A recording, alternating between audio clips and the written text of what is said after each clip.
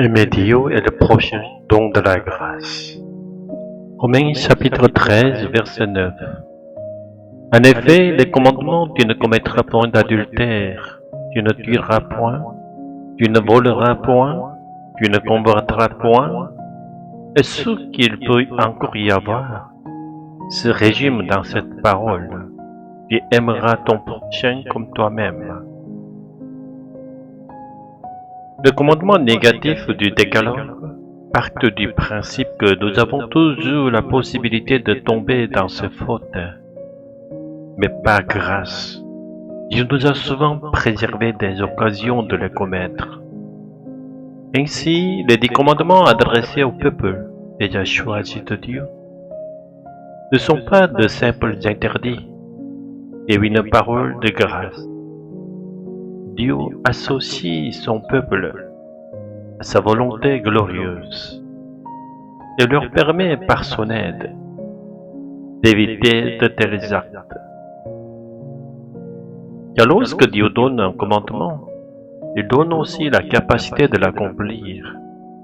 Il nous suffit de croire et de recevoir cette force de lui.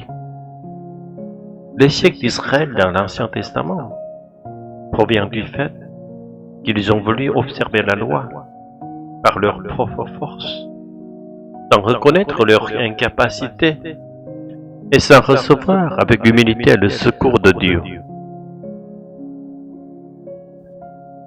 Déjà, l'Ancien Testament résumait toute la loi en 2 commandements. Aimer Dieu de tout son cœur et de toute sa vie. Aimer son prochain comme soi-même.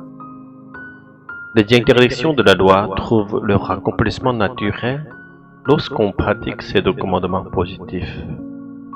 L'apôtre Paul, grand connaisseur de l'Écriture, le rappelle avec force en Romains 13, verset 9. Mais alors, aimer Dieu de tout son cœur et aimer son prochain comme soi-même, est-ce à notre portée? Pas du tout. Dès la première étape, nous échouons. Comment aimer de tout notre être un Dieu invisible, parfois même douteux à nos yeux?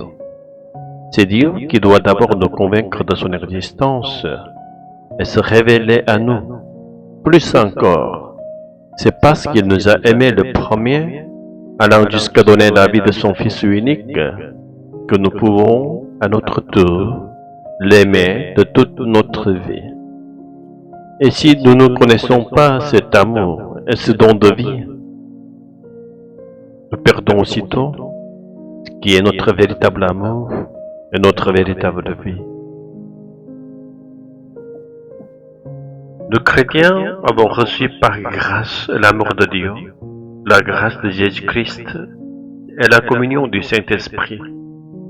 Pourtant, nous devons confesser que nous oublions souvent cet amour, cette grâce et ce don de vie. À ce titre, nous ne sommes pas très différents des non-croyants. Comme ceux qui découvrent Dieu pour la première fois, dans la joie du pardon et de la conversion, nous aussi chrétiens avons besoin de rencontrer Dieu chaque jour, à travers la manne de sa parole. Chaque jour doit être comme une première rencontre, chaque jour une grâce nouvelle. Sinon, nous pourrions tomber dans une situation plus misérable encore que celle de non-croyants. Car une fois nous avons goûté la grâce céleste, elle doit demeurer pour toujours comme notre nourriture de vie.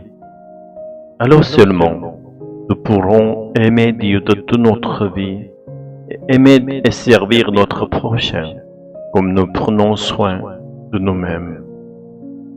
C'est ainsi que nous vivrons un véritable citoyen du royaume des cieux. Alléluia. Amen.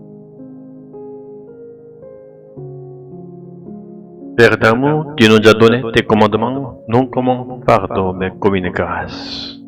Nous reconnaissons que par nous-mêmes, nous ne pouvons ni t'aimer de tout notre cœur, ni aimer notre prochain comme nous-mêmes. Mais toi, tu nous as aimés le premier, en nous donnant ton Fils unique. Et tu nous as donné le Saint-Esprit pour nous fortifier. Aide-nous à recevoir chaque jour la manne de ta parole, afin que notre foi soit toujours vivante et renouvelée. Fais de nous des citoyens de ton royaume, qui vivent dans ton amour et le partagent avec tous. Au nom de Jésus-Christ, ton Fils bien-aimé, nous prions ensemble. Amen.